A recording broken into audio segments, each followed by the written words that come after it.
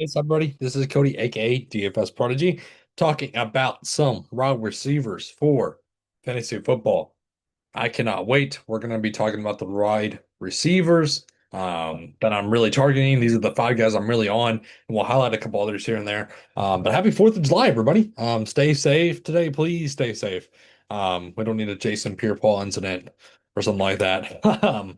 But yeah, for real, guys and gals, everybody stay safe for tonight, especially as we get kind of closer to 6, 7, 8 p.m. You know how it goes, the rowdier it gets. But yeah, we're gonna take a moment and talk about some fantasy football, talking about the wide receivers that I'm on. And yeah, hopefully this helps on your drafts. And the sponsor of today's show was going to be OddsJam. Definitely check them out. I'm in Texas, yeah, so I definitely still use these odds though. I know with the whole gambling and stuff like that, it's becoming interesting as we speak with all the bills and stuff. But yeah, OddsJam, definitely I use them a ton. Again, you can look at the promo converter, the positive EV, arbitrage, stuff like that. So definitely I highly recommend their tools. So definitely check them out. But yeah, we're gonna be talking about wideouts. So up top, yeah, Jamar Chase, Jefferson, CeeDee Lamb. I think you can lump in Amon-Ra St. Brown in the tier one. Again, this is Fantasy Pros stuff. Highlight to them. Um, but yeah, Jamar Chase, your clear cut number one. Again, I wouldn't blame you wanting to go to Jamar Chase as your number one guy. But if he doesn't fall to you, again, maybe Justin Jefferson. But again, I kind of just rather go to Jamar Chase. Especially I don't know the likelihood of what JJ McCarthy is going to do with Justin Jefferson. And then you have the CD Lamb. Him and George Pickens, man. What's that dynamic going to be like? I'm not sure. So again, but I know a surefire target will be Jamar Chase. Then dropping down to the tier two, um, Nico Collins. I'm not really on him. He's not a guy I really want to go to a ton of, at least. The guy I really want to highlight here, like I said, is Amon-Ra St. Brown. I know offensive coordinator, stuff like that, it's going to be different. But again, we're knowing the production that we're going to get. AJ Brown, again, he was kind of up and down last season. Um, yeah, the injuries and stuff like that. Give me Amon St. Brown.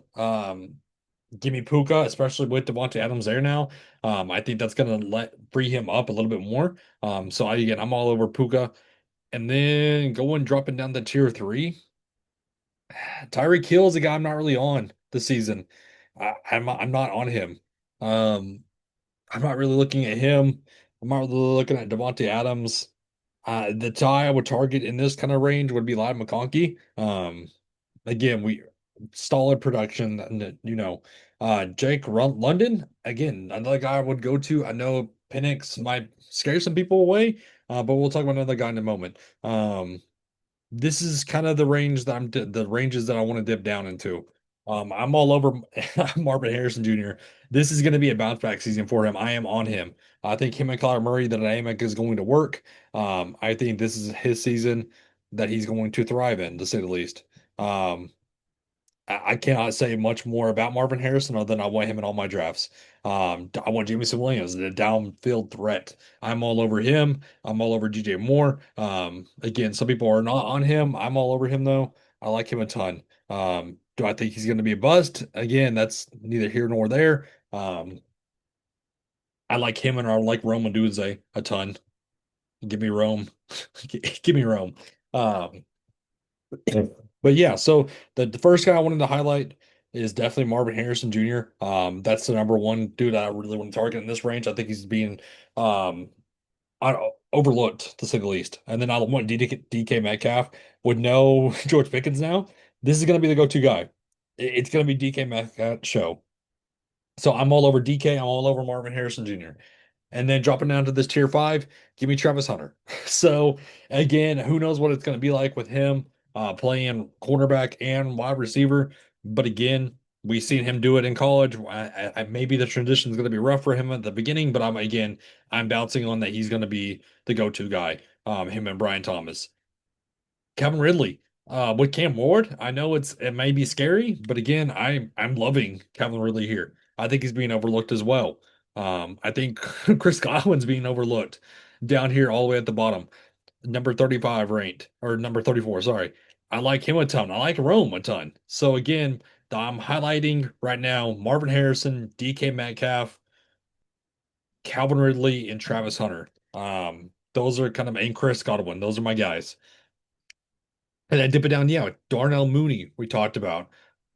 What's wrong with going to him? He's super underrated. Keon Coleman, that's been a hit or miss last season. But can we get a breakout year in year two? I think we can. Josh Downs, Daniel Jones or AR, who cares? I want Josh Downs here. This is being overlooked. Ricky Purcell with no Debo now. He's gonna have to step up into a huge role. And then dropping down to tier seven, Marvin Mims, the downfield threat. He's a bomb threat. We know that. Um, yeah, like all the way down. Why is he down here? That's wild to me. So, yeah. But this is kind of my wide receivers that I'm looking at. So again, to highlight Marvin Harrison Jr., DK Metcalf, Calvin Ridley, Travis Hunter, and Chris Godwin are my guys here. So again, happy 4th of July, everybody. Always hit the like button for me. I forgot to mention that. Subscribe to the channel. That's what I told you. I know we're over 1,000. Thank y'all so much for that. Again, happy 4th. Have a good one, everybody.